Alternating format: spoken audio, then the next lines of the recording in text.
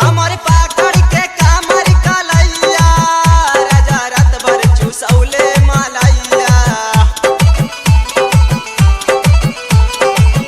हमारे पाकड़ के कामर कलैया राजा रात भर चूसौले मलैया। अपने खाला चोमीना छोले की रातिया में चोली खोले।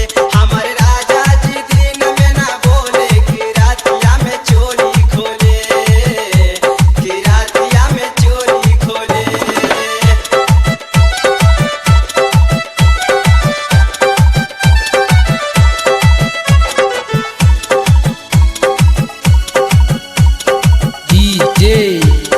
डीजे माँ लक्ष्मी।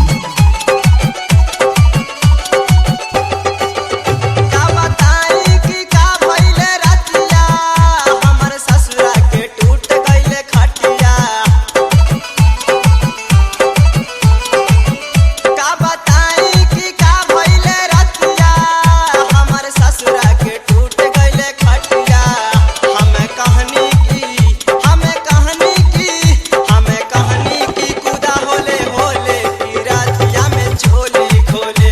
हमारे राजा जी दिन में ना बोले की रातिया में चोली खोले, की रातिया में चोली खोले।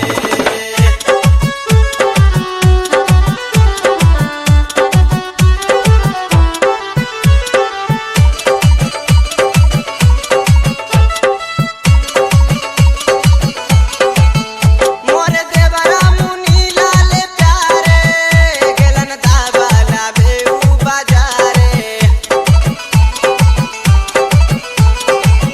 मोरे देवरा मुनी लाल प्यारे गेलन दावाला बेऊ बाजारे। हमरा दर्द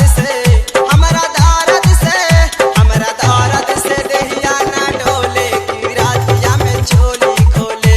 हमारे राजा जी दिन में ना बोले की रातिया में चोली खोले, की रातिया में चोली खोले।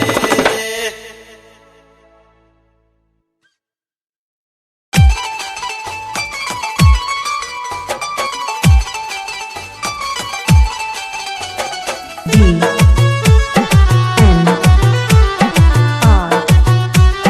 Production